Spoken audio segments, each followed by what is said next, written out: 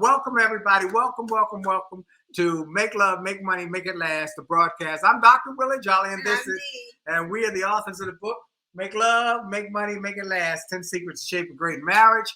We've been married for going on 37 years, and I actually still have the hots for her. Yeah, I do. And I'm very grateful. This is the 52nd show. Wow. And we want to thank you all, particularly everybody, we really want to thank you for continuing to come on. We are grateful for all of you who have told your friends and told your family members to tune in and to turn on and to connect with us. And we're grateful for So as the information helps you, share with somebody else. That's Please do. Ask. Yeah, we just ask you to share with somebody else. And by the way, the folks on the West in Australia, if you want to get the books, we have a digital package, so you don't have to worry about all the shipping and the cost of shipping. You can buy the book on jollymarriage.com, the audio, the workbook, and the book, the whole bundle, as we call it, in a digital downloadable format. So please share that, and everybody go and get those and enjoy that. All right, so let's see. In Australia, it's summer because it's winter here, and we were there both times. We were there one time in winter and one time in summer, and I loved it every time. So thank you all. All right, so sound is good now. We've got sound. And okay, so we're doing two things this evening. See, I have to keep us on task. Yeah.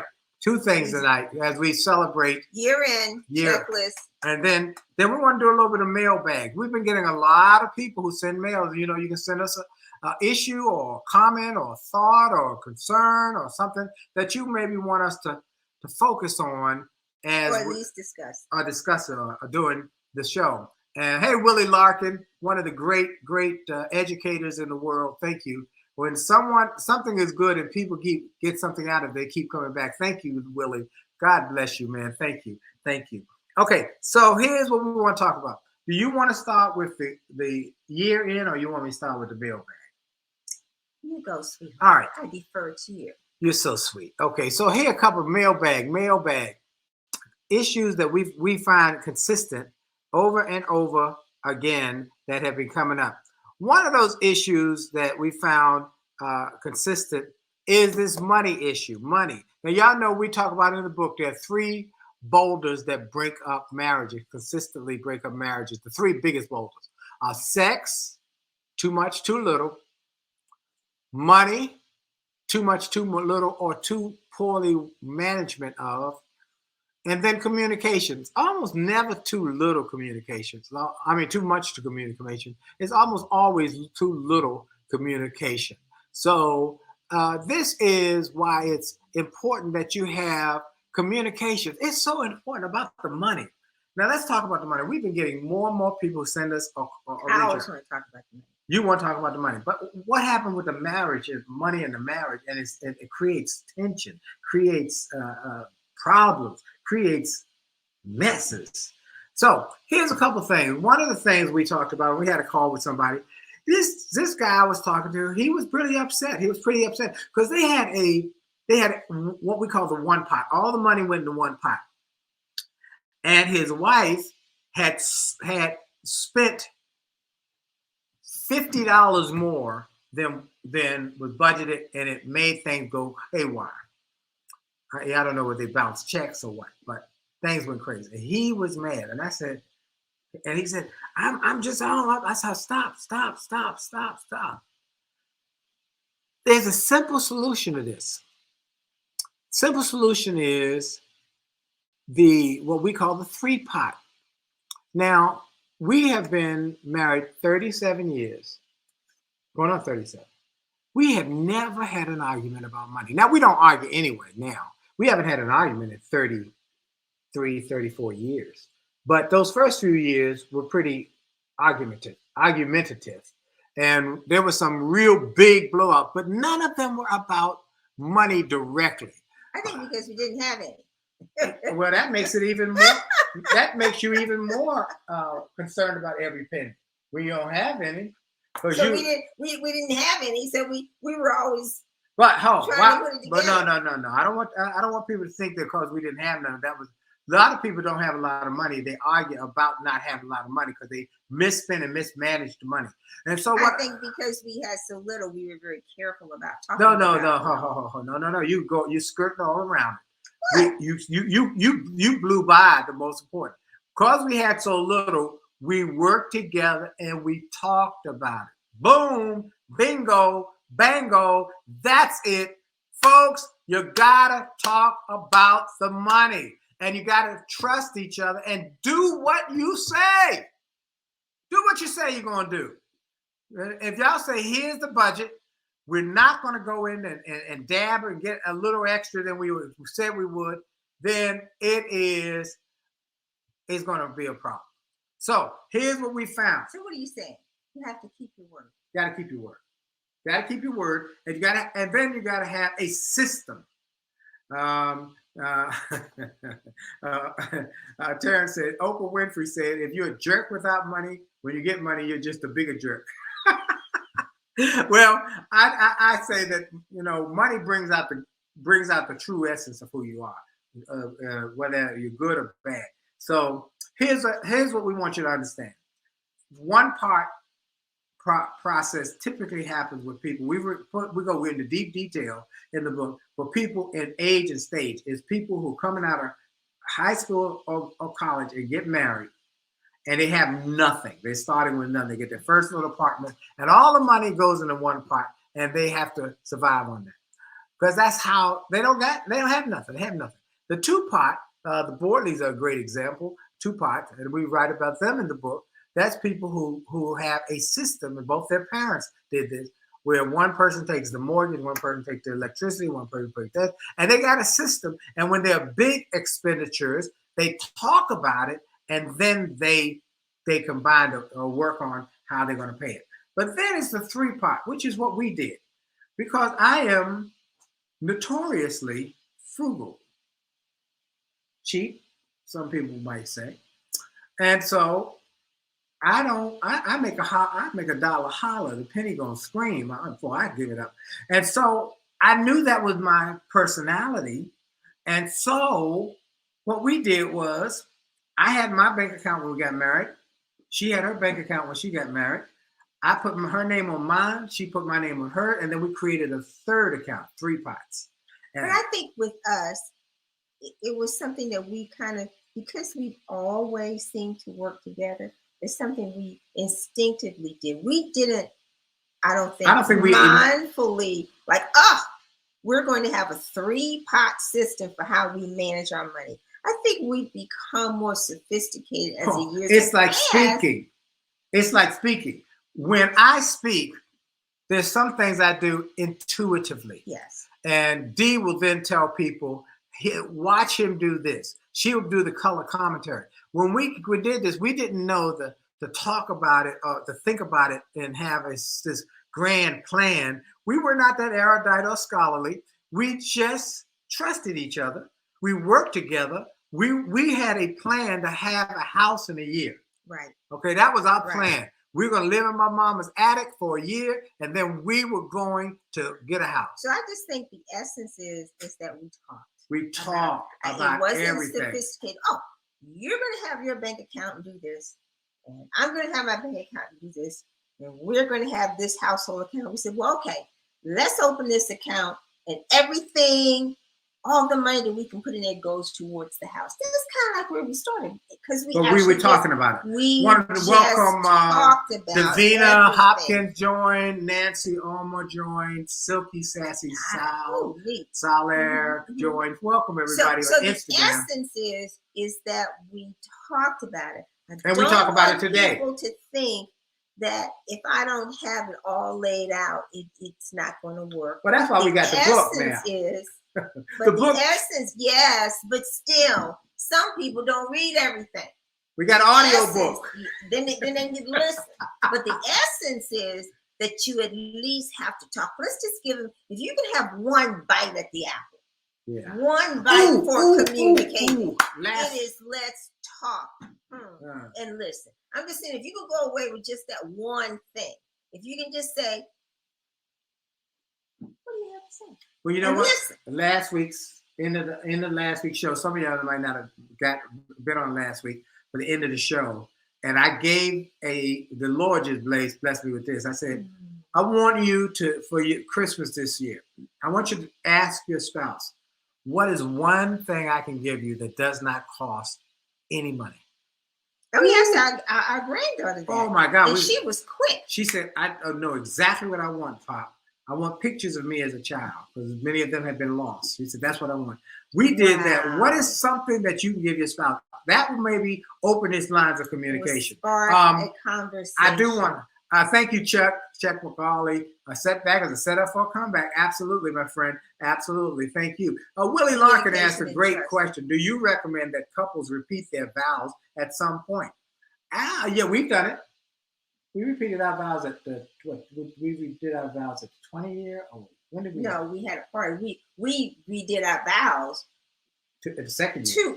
2 years, because we went to the Justice of the Peace. That's another story. We went to went out to lunch and came back married. So yeah, we did. So she wasn't planning on getting married. I caught her in a weak moment. So we're not going down that. Anyway, all right. So we redid our vows at 2 years, but we talk about this one thing, Willie. A great point. What? Ronnie and Lynn did that. They had the big fancy wedding. Ronnie and Lynn Borley. That was their 25th, I think. Their 25th. They had a big affair. They redid their vows. Yeah. But we talk about this for better, for worse. I thought it was a great piece yesterday. And not yesterday, this morning, CBS Morning Show. Dale King was interviewing Magic Johnson. And he had been married just about a month when he got the HIV diagnosis. Oh, really? I didn't know that. Married just about a month. And it was told to his wife, Cookie, and to him that he contracted the HIV AIDS virus from unprotected sex with someone other than her. And yet, she stayed with him. Well, they've been married now for 30-some years. And Gayle King said, a lot of people would not have stayed. And Cookie alluded to and said, better for worse. Better for worse. And we talk about that in the book. Better for worse. So we talk about that often. You say in your vows, I take this person for richer, for poor, in sickness and health, for better, for worse. So what is worse for you? What is worse for you? And that, again, goes back to something else that you need to talk about. So I think many of us think about things in our head and never really say it. Right. And the key is you should talk about what you're thinking about. Absolutely. Now, Ron just gave a great point. Learning from one's failure still reigns. Definitely setting in place systems works.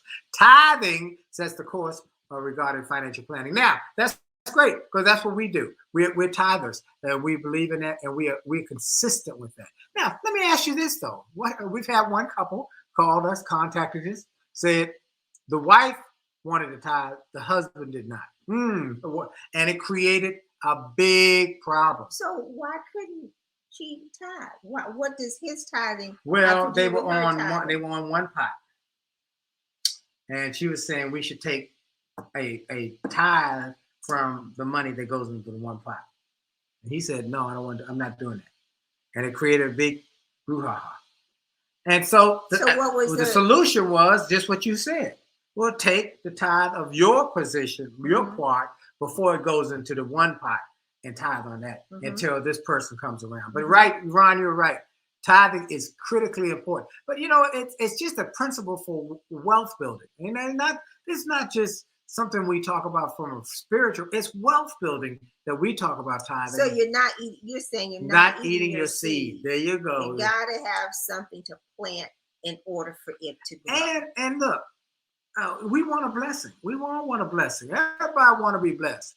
But there, that's like looking at the fireplace, which we have over here, and say, fireplace, give me some heat. And you haven't put any wood in or turned up the gas. You got to put it in if you want to get out. That's how it works. And so we want to say thank you for that question. Okay, give me one more mailbag. All right. I got one more mailbag. Okay, we talked about the money. The other mailbag that I get all the time is the sex mailbag. Okay, that's the next one. The sex mailbag. Now there are a couple others about one other housework. This is important that we find some women who have complained that their husbands don't do that part of the chores. There's the distribution of labor, and it's a problem because many of them say their husbands came from households where the man was the breadwinner and the wife was a homemaker, and the man had no idea what a can of pledge even looked like or what it was for. So there is a distribution of labor, not only in housework, but also in the raising of children. And so the wife would get this big 70, 80, 85, 90% of the housework or so and raising the children. And the husband. So are you saying they didn't talk about it again? They didn't talk about it. To having a conversation. That's right. That's right. Exactly right. And having a conversation. Now, one of the questions was this. The wife said her husband did not help with the children in their after school activities and so forth. And when she got home from work, she worked, she would drive the kids all these places. He was a executive of some sort. And after work, he and his secretary, who became like they were close friends, would go to dinner or go to drinks and just talk. And she said, "You're not coming home to help me." He said. So one day she went down and to the job and confronted it. And he said he was so embarrassed that she said, "Well, this is a problem." It became this big brouhaha. Well, my response to that was this: one, rather than going down and making a brouhaha, why don't you have that conversation and use our 4 F's? So how did it get that way to begin with? Well, she said the See, you only have one the side husband said, "My wife doesn't listen to me. My secretary does, or my assistant does. Now we go and we talk about all that's going on in my life, but my wife doesn't listen to me." So maybe the wife doesn't listen because she's too busy running the kids' mouth? I don't know what the reason is for them not listening. Here's the solution. The solution is the 4 F's out of our book. 4 F's out of our book. Be friendly. Thought every difficult conversation being friendly. Don't be hostile because people put up defense mechanisms. Be frank. This is how that made me feel. Not you did this, you did. No. This is how that made me feel when you didn't come home. And I want to be with you. And I felt neglected. I felt not valued. This is how I made it. Third, be fair. Now, this is the fair part.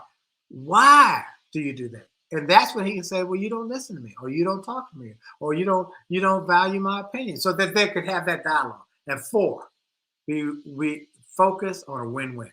Be friendly, be frank, be fair, be focused on a win-win. Now, see, I think that the train left the station like years ago, that it could get so far down the track where she would have to go to the office to have that kind of that train. There was there's a whole bunch of stuff. There's a lot of stuff that we need more we detail. Don't even know. Yeah, that would have to be in. So I would say the communication. This is important, and not to embarrass anybody. No. That took a lot to go down to his job. Yep. To do that. Yeah.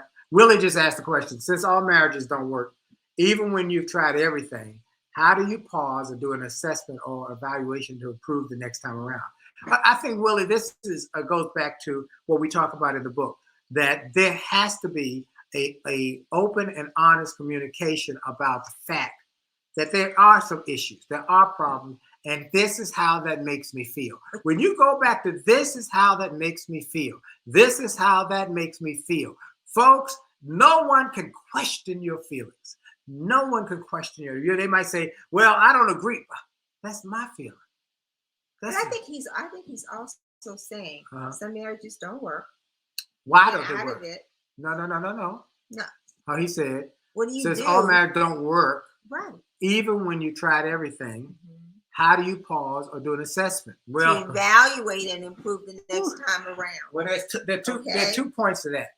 One is when marriages don't work, why don't they work? And it's usually a small sliver or small little splinter that becomes a fracture, that becomes a break. I think I can speak to that better than you can, may, because I have been in another marriage. All right, that's good. Okay. And I have not.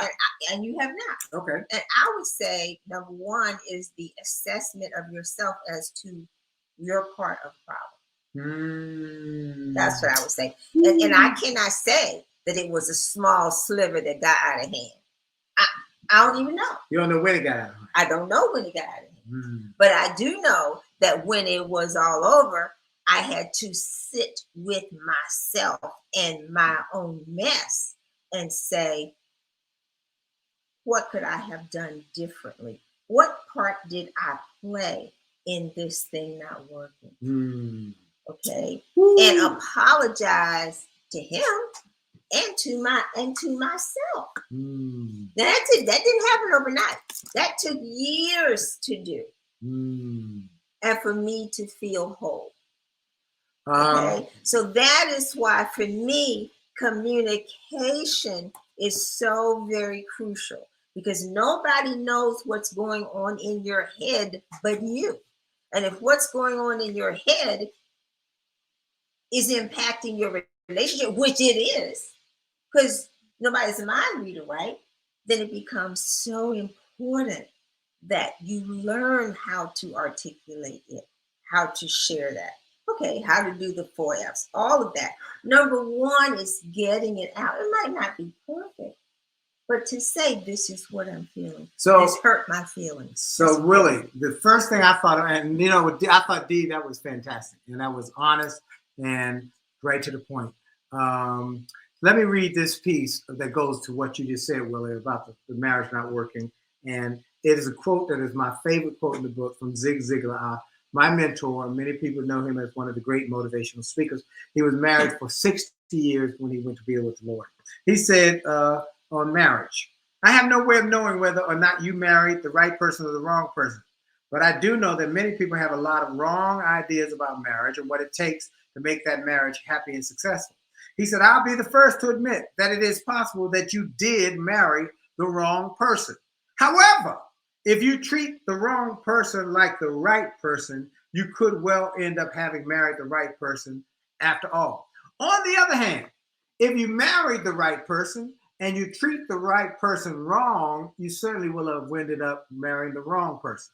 I also know that it is far more important to be the right kind of person than it is to marry the right person. In short, whether you marry the right person or the wrong person, it is primarily up to you. Whew, I love that quote. So it really is what each person brings to the table in terms of observing and caring for the other person. Yeah. In the sense that I love you more than you love me. On what and day? So I show that. Oh, and so I show it.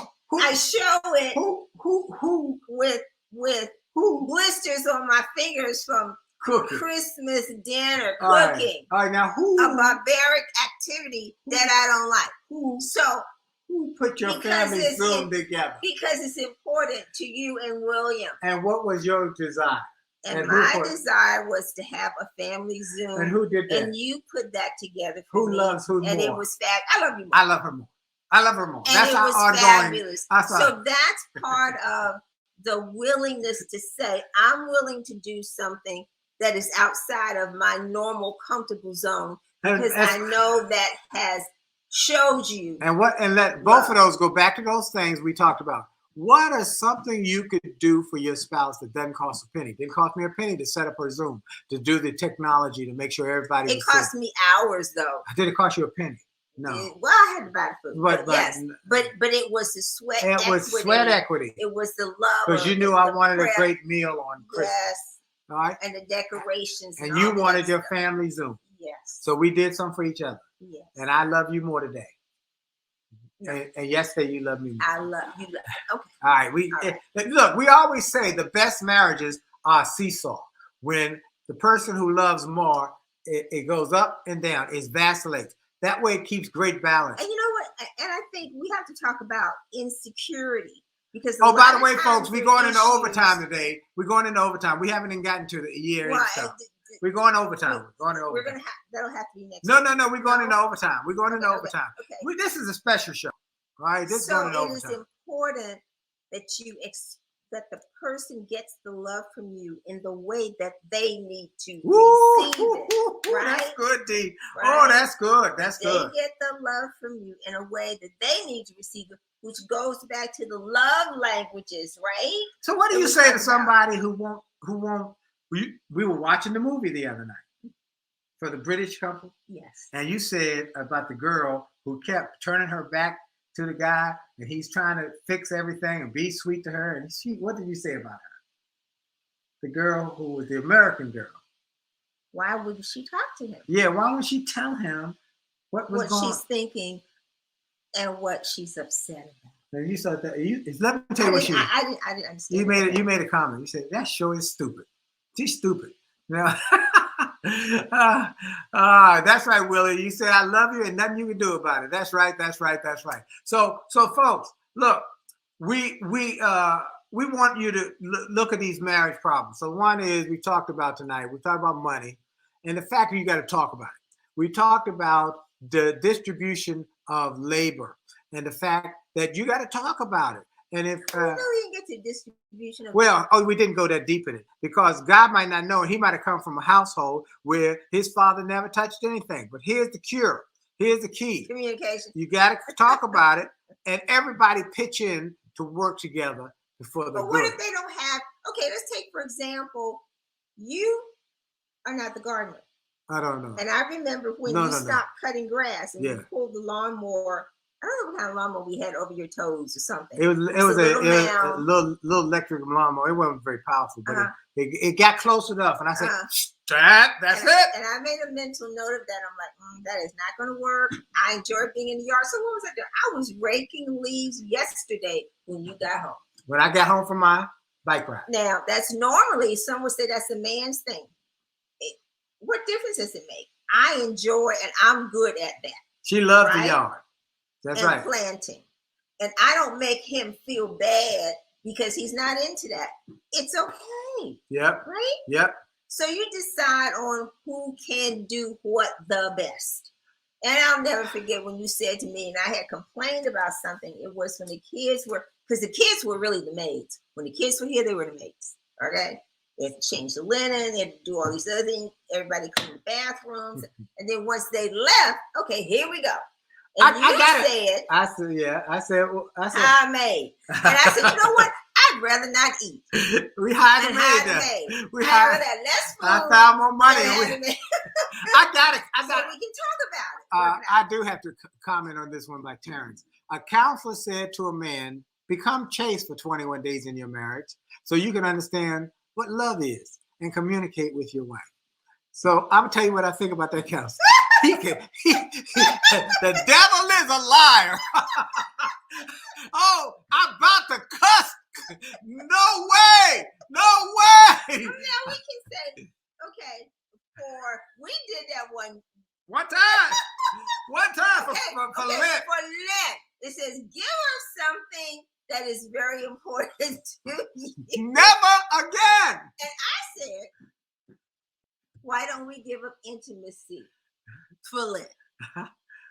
Willie, we're going to do that in 2022. He said, you guys want to we're going to do that in 2022, add a feature where we bring on couples. We have already talked about that. And we're going to have some seminars in 2022, and we're going to have some real in-depth engagement. Thank you for that. That's on the log for the lizard already. Thank you. But Terrence, I don't agree with that counselor. You don't have to believe everything. Oh, no. Advice And let me tell you one more. We talk straight. We talk straight. I don't know how old you are, Terrence, but we've not discussed age. But there is this situation that when you shut it down for 21 days or so, you might not be able to wake it up. God almighty. I ain't taking that chance. I don't want it to go to sleep and I have to worry about how it's going to wake up. So that ain't happening. All right. So anyway, so that was it. Now, the distribution of labor, we never got to that. The distribution of labor, we have, when the kids left, we help each other. I help you. You'll say, I want to get the bed changed or whatever we're doing. Mm-hmm. We help each other in our household chores. And but again, we talked and during the pandemic, I cooked more. You did. I did. I mean, the first part of it. All right. We got to come on down to Australia and New Zealand. We'd love to personally invite all those folks there. Well, we would love to have come back. We love that. We want to do a seminar. They were young and the man did not communicate with his wife. Okay. All right. So now this last one is sex. We got one with sex. That we had a sex one. And this was the woman said that the man, she'd been with this man for a number of years and she had never seen anything below his waist.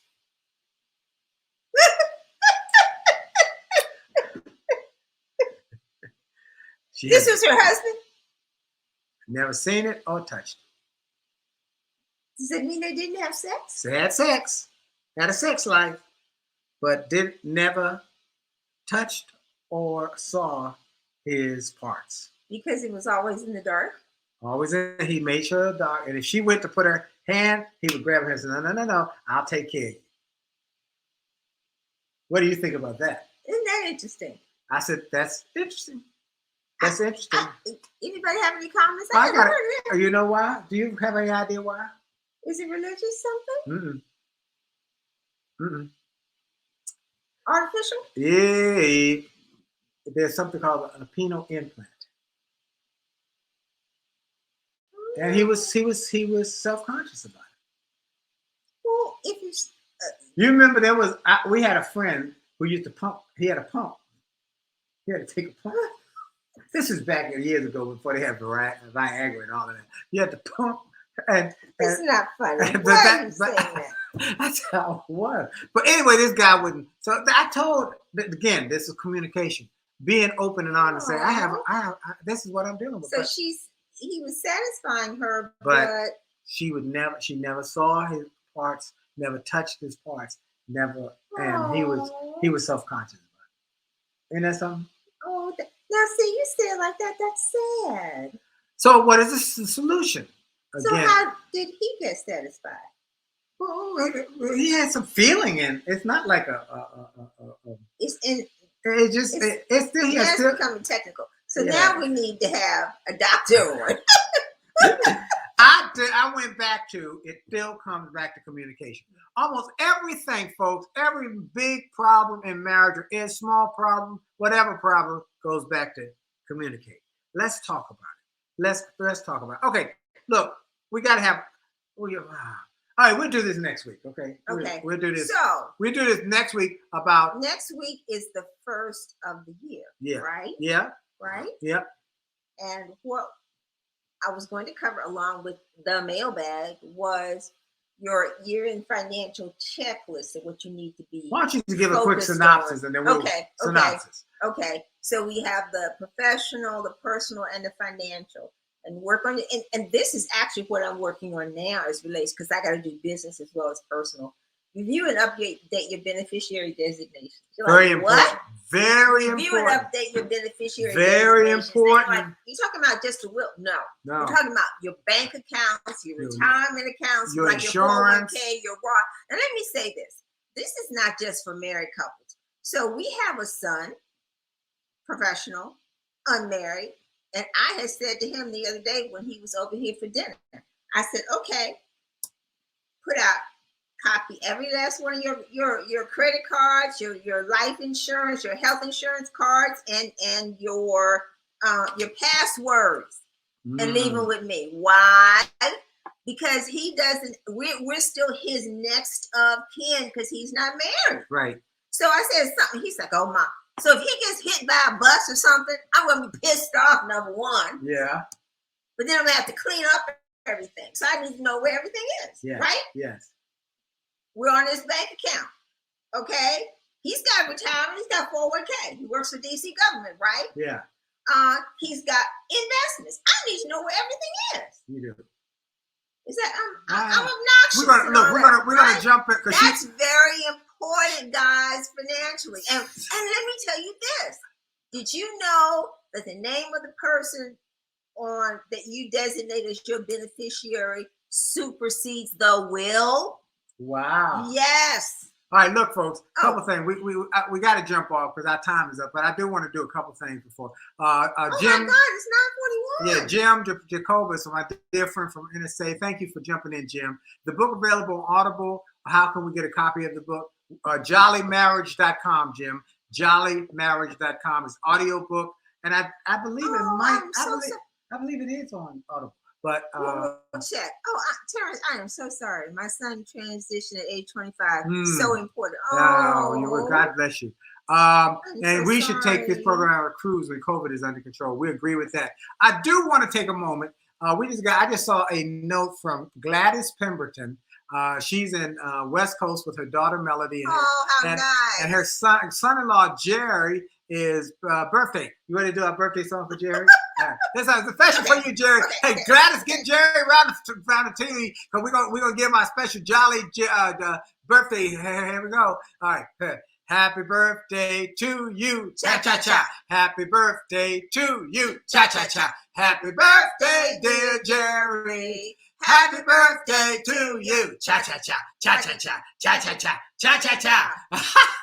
Now let me say it, folks. Gladys and Ron Pemberton are in the book. They're in the book. This is a great one of the best quotes in the book is from Ron and Gladys Pemberton, page 146. Teamwork makes the dream work. No matter which approach fits your family, the most important ingredient about money, this is in the money matters. The most important one is that you talk. We talked about 1 pot, 2 pot, 3 pot. The most important is that you talk about the finances. Bottom line is that financial accounts can be complicated and must be discussed and reviewed in great detail. Then you decide the plan that works best for you and you work the plan. Our dear friends, Ron and Gladys Pemberton, use the 3 pots approach and share how they had to make major adjustments when they first got married. They started by setting short-term and long-term goals to achieve what they wanted to accomplish and a budget that they would use to accomplish those goals. Ron said that was a critical component of the success after setting the budget was to go from a me, me, me mindset to a we mindset. He confessed that it took him a while to figure this out. A major mistake in the first few years of the marriage helped him realize the importance of a we mindset. Ron loves nice cars. I'm gonna put loves. I put here but he loves nice cars. When he was single, he always had nice cars. He typically bought a new car every year. One day he saw a beautiful new Mercedes as he rode by the dealership and stopped to talk to a salesman. He said to himself, this would be great for me and Gladys to ride around in. So he bought the car. When he got home, he showed Gladys the new car, but she was not happy. They had a baby, Ronnie, as they call him, on the way, and Ron Sr. had not talked to her about buying the car. She reminded him that they were a team.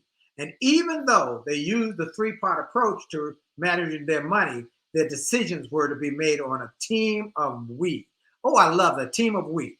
He said that was the first and the last time he made a major financial decision without talking to his wife. Woo, that's good. Folks, get this book. And y'all gonna love the other stuff Ron and Gladys say in the book. And if Jer, happy birthday, Melody, y'all learn from your parents because they are just some of the wisest and sweetest and godly people. They got a ministry of helping those who have dementia. They are godly. That's their ministry. And we thank them. I want to thank everybody. I want to wish you all a great new year and want to thank you all. Kathy Dempsey is here. Hi, sweetie pie. How you doing? Let's see. Tracy Lewis, Nancy Romer. We got so many great folks all over the world. Thank you for joining us as we work on different things for next year. All around the world, Australia, to all our Australian friends. Good night, Mike. Good on you, Mike. I love Australia. To all our friends, wherever you may be around the world, Happy New Year. Happy New Year. Happy New Year. We're going to go out on our song that we're going to play. I'm going to play the whole thing while we just play it right now. I'm going to play it for you while we're sitting right here, and we're going to enjoy it. Hope y'all have a great New Year and a great time as you get close to you. Here we go. Why do birds suddenly appear every time you are near? Just like me, they long to be close to you. And why do stars fall down from the sky every time you walk by? Just like me, they long to be close close to you. Oh, oh, oh, on the day that you were born, the angels got together, decided to create a dream come true. So the sprinkle moon that's in your hair, and I see heaven when I look at you. That is why all the guys in town follow you all around. Just like me, they long to be close to you. Why do birds? See y'all later. Have a great New Year. God bless you. This is Dr. Willie Jolley. And this is Dee. Safe New Year. New Year. Stay safe, healthy. Jolly out. God bless y'all. Bye-bye.